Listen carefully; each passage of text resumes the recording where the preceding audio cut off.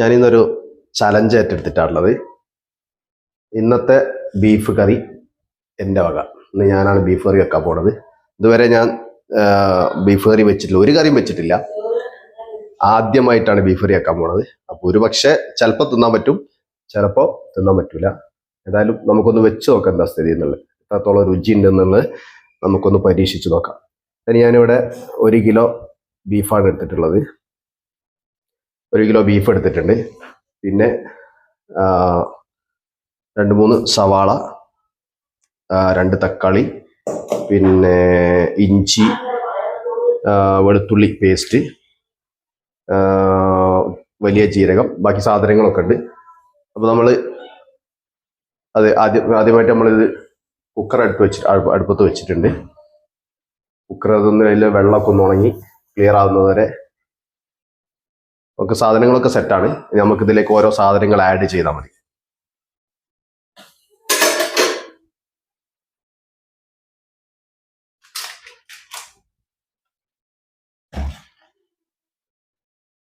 Cooker ഉണങ്ങിയിട്ടുണ്ട്. ഇനി നമുക്ക് ആദ്യമായിട്ട് ഇതിലേക്ക് ലേശം വെളിച്ചെണ്ണ ഒഴിച്ചു കൊടുക്കാം.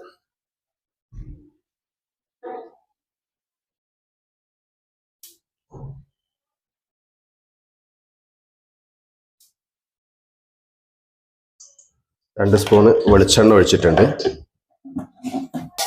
ലേശം ഉലുവയാണ് ഇട്ട് കൊടുക്കുന്നത്.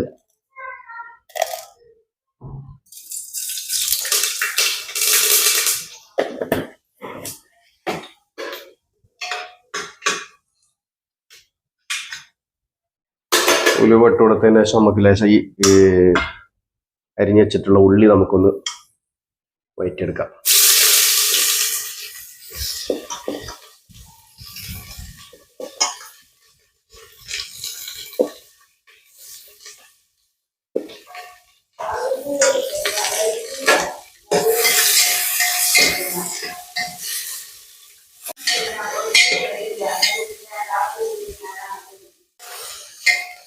ഏകദേശം ഒരു നിറം മാറ്റം വന്നിട്ടുണ്ട്.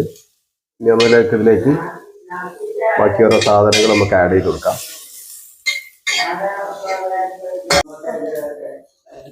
ഇതിലേക്ക് നമ്മൾ അരച്ചു വെച്ചിട്ടുള്ള വെളുത്തുള്ളി, ഇഞ്ചി, മുളക് പേസ്റ്റ് ഇട്ട് കൊടുത്തു.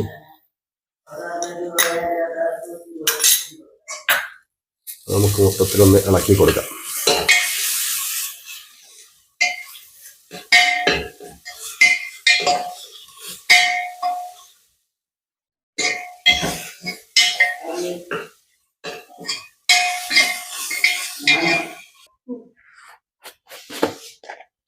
മഞ്ഞൾപ്പൊടി, 1/2 ടീസ്പൂൺ മഞ്ഞൾപ്പൊടി,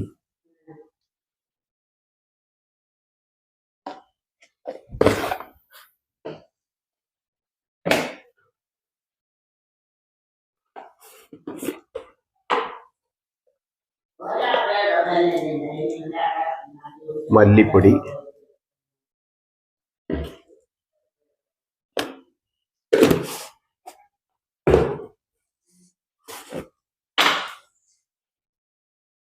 മുളക് പൊടി,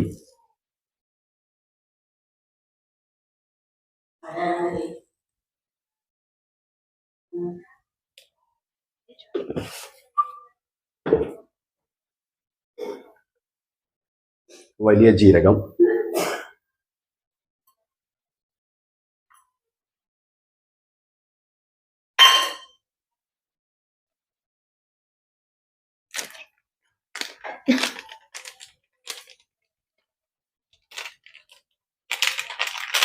അല്പം ഗരം മസാല,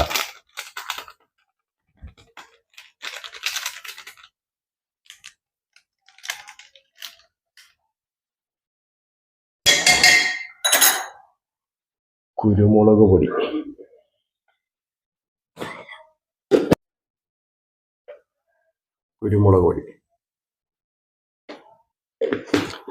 ഇത്രയും സാധനമാണ്.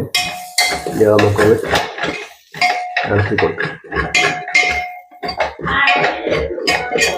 അല്പം ഉപ്പ്, പിന്നെ വേണമെങ്കിൽ നമുക്ക് പിന്നീട് ചേർത്ത് കൊടുക്കാം. കയ്യിൽ ചിക്കൻ തുണിയോടെ ഓക്കെ. ഇനി അതിലേക്ക് തക്കാളി,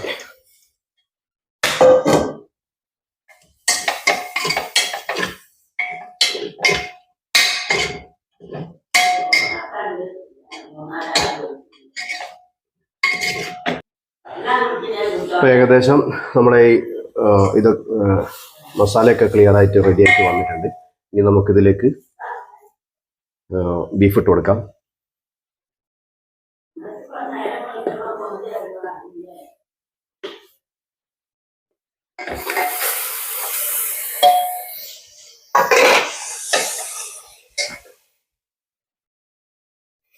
നമുക്കൊന്ന് ഇളക്കി റെഡിയാക്കി കൊടുക്കാം.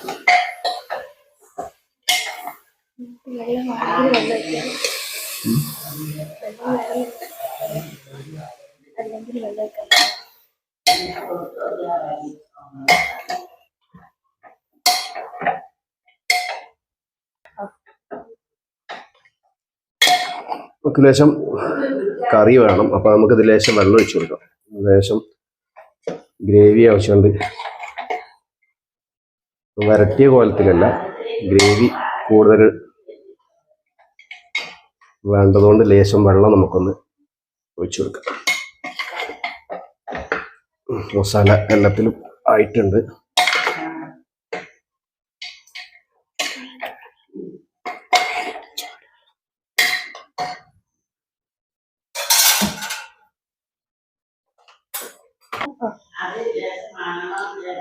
ലേശം വെള്ളം നമുക്ക് ഒഴിച്ചു കൊടുക്കാം. ബാക്കി നമുക്ക്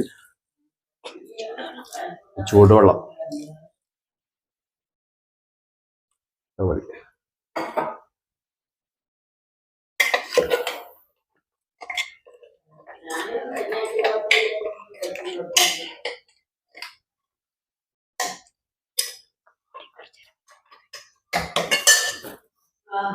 അതിലേക്ക് കറിവേപ്പിലയാണ് നമുക്ക് ഇടാനുള്ളത്. കറിവേപ്പില ഏറ്റവും നല്ലത് ഏറ്റവും അവസാനത്തിൽ ഇടലാണ്, കാരണം അതിന് നല്ല മണവും ഒക്കെ കിട്ടാൻ വേണ്ടിയിട്ട്. കറിവേപ്പില കൂടി ഇട്ടിട്ട് നമുക്ക് അടച്ചു വെക്കാം.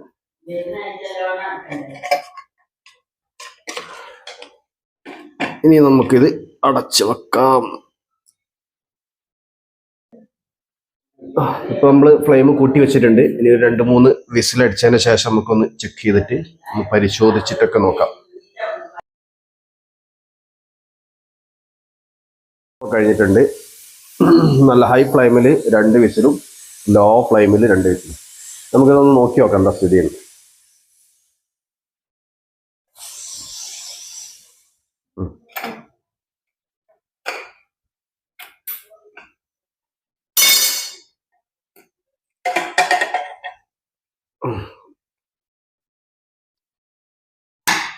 ലേശം വെള്ളം കൂടുതലുണ്ട്, നമുക്കാണെങ്കിൽ ഒന്ന് ചെറുങ്ങനെ വറ്റിച്ചു.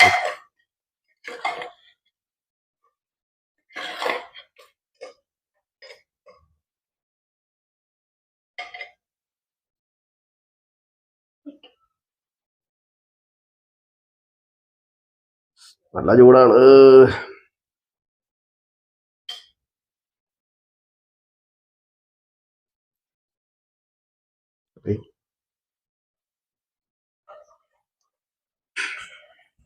നമ്മുടെ കറി കുഴപ്പമൊന്നുമില്ല, അടിപൊളിയായിട്ടുണ്ട്. പക്ഷെ അതൊന്നുകൂടി ലേശം കൂടി ഒന്ന് വേവ് കുറഞ്ഞു പോയി. പിന്നെ ഒന്ന് വറവിടാന്ന് വിചാരിച്ചു. അപ്പൊ ഇത് വേറൊരു പാത്രത്തിലേക്ക് മാറ്റി ലേശം വെളിച്ചെണ്ണയും ഒക്കെ ഒന്ന് എടുത്ത് ഒന്ന് വറവിട്ടെടുക്കാം. അതിന്റെ ആവശ്യമില്ല, പക്ഷെ അതിലേക്ക് നമ്മൾ ആദ്യം ചേർത്തതിൽ കുറച്ച് സാധനങ്ങളൊക്കെ കുറഞ്ഞു പോയിട്ടുണ്ട്. നമ്മൾ ആദ്യത്തെ പരിപാടിയല്ലേ, അപ്പൊ അങ്ങനെയൊക്കെ ഉണ്ടാവൂലേ. ഏതായാലും ഇതിൽ ലേശം വെള്ളം കൂടുതലുണ്ട്, അതൊന്ന് വറ്റിച്ച് വറവാക്കി എടുക്കാം.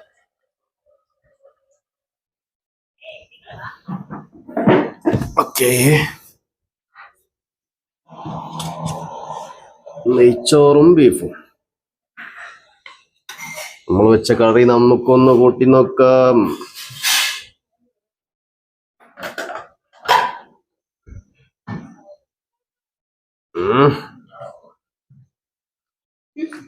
അടിപൊളി ഗ്രേവി കേട്ടോ. നമ്മളതിൽ ചേർത്ത ചേരുവകളൊക്കെ അങ്ങോട്ട്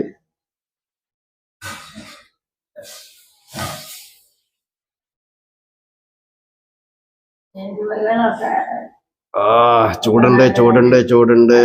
ബിസ്മില്ലാഹിർ റഹ്മാനിർ റഹീം. നമ്മൾ വെച്ചതുകൊണ്ടല്ല.